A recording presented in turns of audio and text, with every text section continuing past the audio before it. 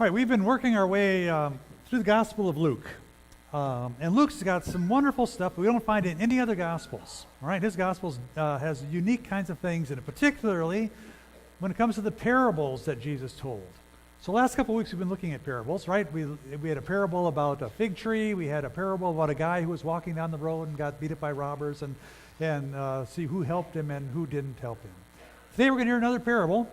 And if someone said you have to choose, you can only have one parable out of the whole Bible, this is the one I would pick, right? I think this one, more than any other, carries the whole essence of the gospel.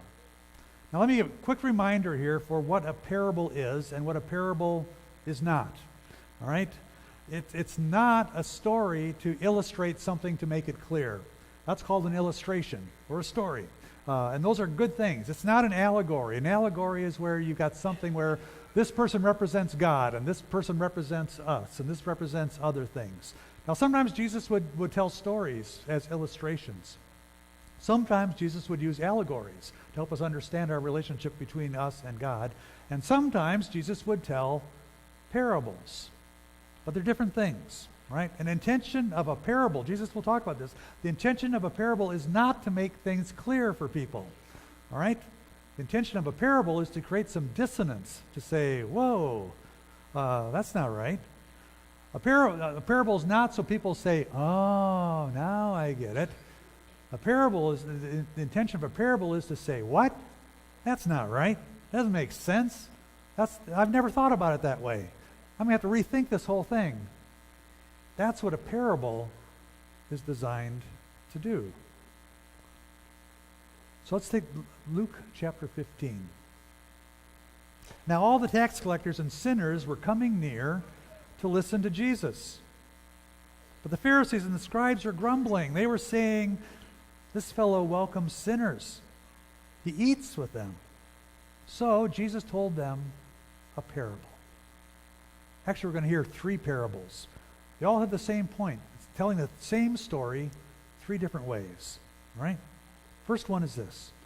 Now which of you, having 100 sheep and losing one of them, will not leave the 99 in the wilderness and go after the one that is lost until he finds it? And when he's found it, he lays it on his shoulders and rejoices. And he comes home and calls all his friends and neighbors, saying to them, "Rejoice with me, for I have found my sheep that was lost." Just so I tell you, there will be more joy in heaven over one sinner who repents than over 99 righteous persons who need no repentance. So Jesus starts with a question, right? Which of you would abandon your flock to go seek the lost? And the answer, the people listening would say, none of us. That's crazy talk, right? A good shepherd would not abandon his flock, all right? It's bad enough losing one sheep. You don't want to lose the whole herd, right? That doesn't make sense. If you're a good shepherd, you stick with your flock. Your job is to protect them, so you better protect them. This shepherd who went off and left his 99 unattended is a foolish shepherd. So he tells another story. Or what woman, having 10 coins, if she loses one of them, does not light a lamp, sweep the house, and search carefully until she finds it? And when she finds it, she calls together all her friends and neighbors, saying, "Rejoice with me, I found the coin that was lost." Just so I tell you, there's joy in the presence of the angels of God over one sinner who repents. Now we get that. If we lose something, we search it out, right? I am forever putting down my cell phone and can't figure out where I put it, and I can't call it to find out where it is. So I have to have Diane call my phone so I can find out where my phone is. When we lose something, we get that. We search it out. And when we find it, we are relieved that we have found that which was lost. But we don't usually throw a party, right? I found my phone. Oh, everyone come on over. We're going to have dinner because I found my phone. You're not going to throw a party that costs 10 coins because you found your one last coin and now you got no money, all right? It's worse than having lost a coin. It's way out of proportion to throw a party over finding one coin. The woman was foolish. He says, I'm going to tell you another story. There was a man who had 2 sons. The younger of them said to his father, "Father, give me my share of the property that will belong to me." So he divided his property between them. A few days later, the younger son gathered all that he had, traveled to a distant country where he squandered his property in desolate living. When he had spent everything, a severe famine took place throughout the country, and he began to be in need. So he went and hired himself out to one of the citizens of that country, who sent him into the fields to feed the pigs. He gladly would have filled himself with the pods that the pigs were eating, but no one gave him anything. Then he came to himself. He said, "How many of my father's hired hands have bread enough and to spare, but here I am dying of hunger?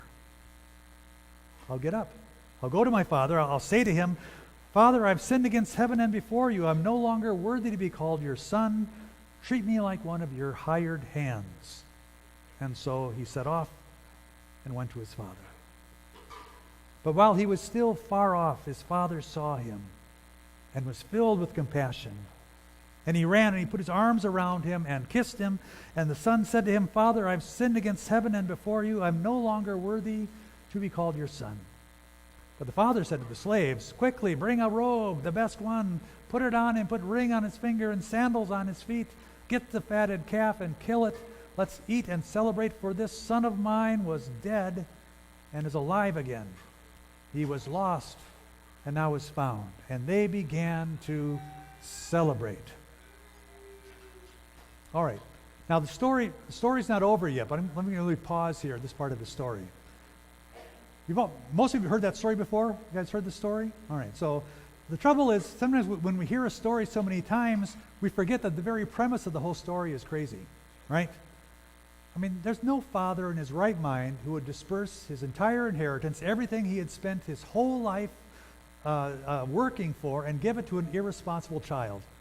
This father knew his kid. The kid grew up with him. He knew this kid was irresponsible. No responsible father would give it to a child who he knew would squander it away. That's the epitome of foolishness, right? Which I think is the whole point of the story. That which appears to be foolishness is actually something else. It's something we call grace, an experience of grace, extravagant, prodigal, undeserved love. You have to remember, what was it that prompted Jesus to tell this story, right? It was criticism he was getting because he was hanging out with the wrong people. Jesus wasn't distinguishing between the good people and the bad people, between the righteous and the lost. He was treating them all alike. Even the sinners, he treated them as if they had value. Too often when we read this story, we make it about the son. In fact, we call it the story of the prodigal son. That's not titled that in the Bible.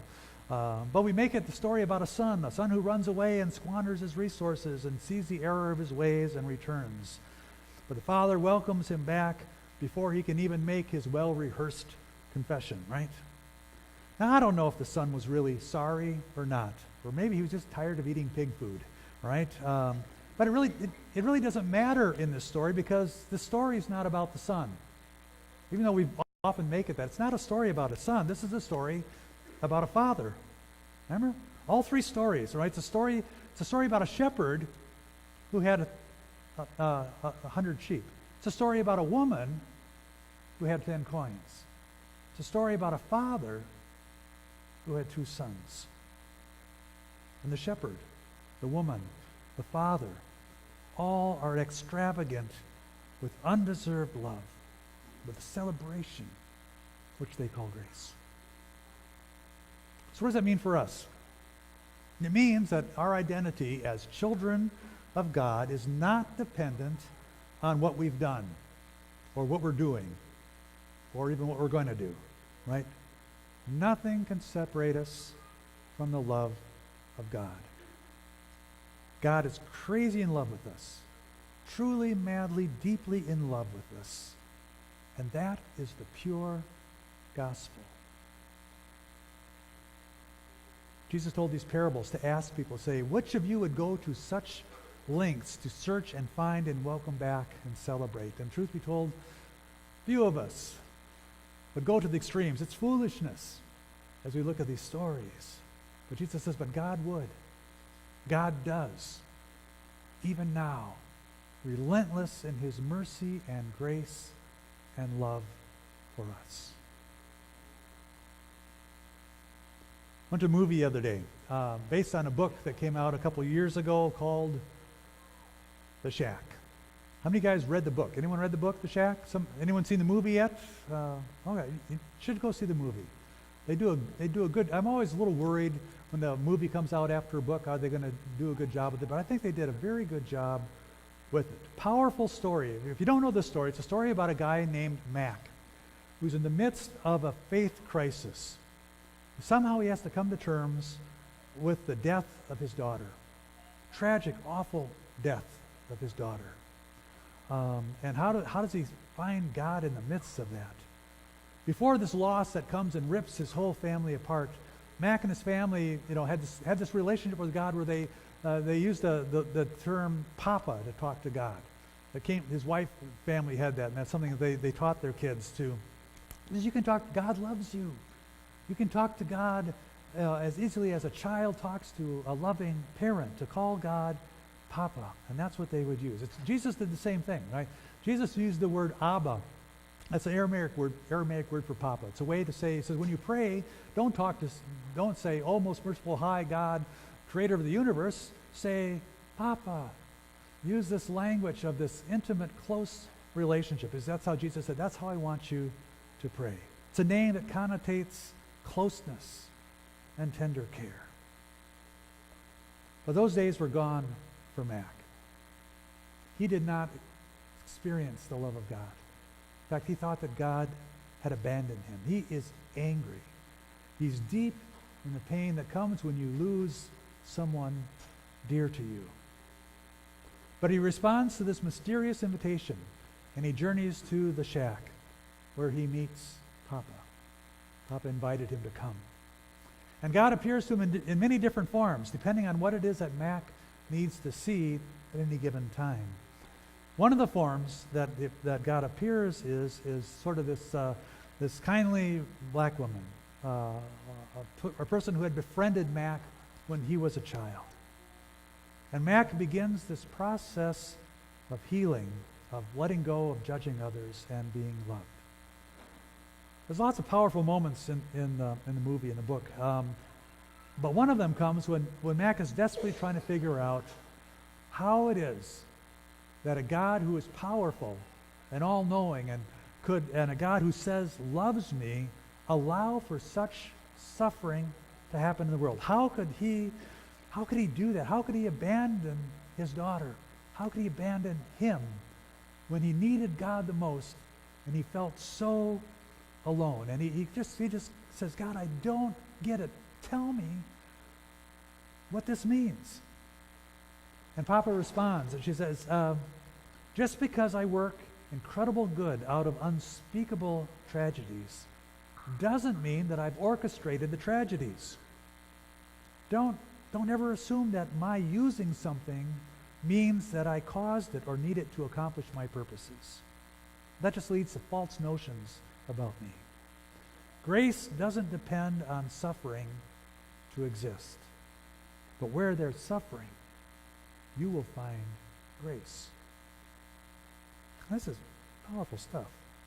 But my favorite line in the movie, in the book, is where God reminds Mac that she is especially fond of him. And she said, I am especially fond of you. And as time goes on, she mentions there's other people who she's especially fond of. And pretty soon Mac gets a little annoyed. He says, is there anyone you're not especially fond of? All right? And God says, nope, it's just the way it is. All right? Extravagant, prodigal, undeserved, foolish love that will not let go, no matter what. That's God. Love that has a power to redeem, to bring hope, to bring light in the midst of the darkest darkness. But sometimes we forget, especially when times get hard. And that's when we need to hear it more than ever. So I want to make sure everyone hears it today. So I want you to turn to the person next to you, and I want you to say this. God is especially fond of you. Right? Turn to the person next to you. God is especially fond of you. All right. It's true. God is especially fond of you.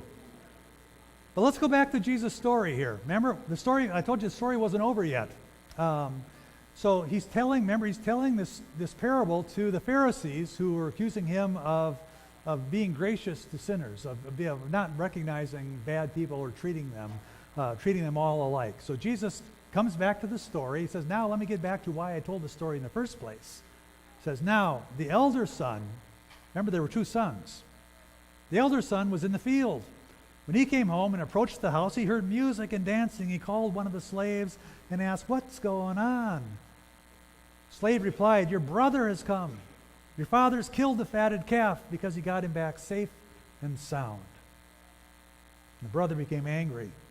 He refused to go in. Father came out and began to plead with him, but he answered his father. He says, listen, after all these years I've worked for you like a slave. I never disobeyed one of your commands. Yet you've never given me even a young goat that I might celebrate with my friends. This son of yours comes back, who's devoured your property with prostitutes, and you kill the fatted calf for him. Father said, son, you're always with me. All that is mine is yours.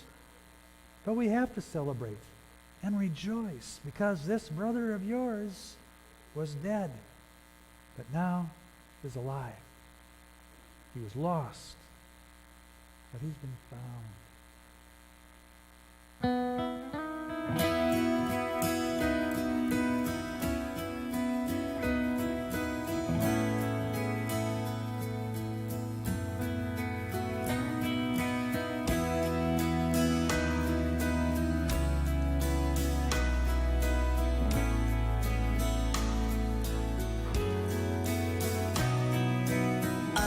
I belong to you. I belong to you. Abba, Father, Abba, I belong to you. I belong to you. Abba, Father, God.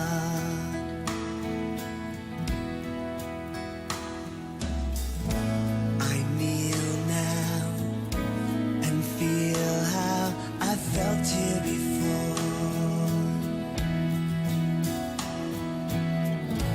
This pausing is causing my heart to explore. Why when I'm weary so often you seem far away, still I will say,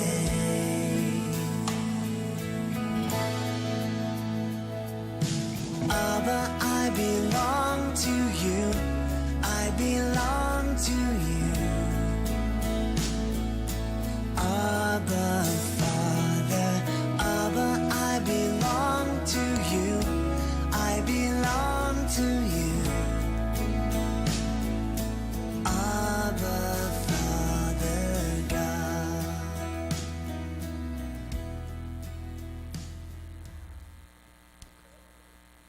That's the gospel. Amen.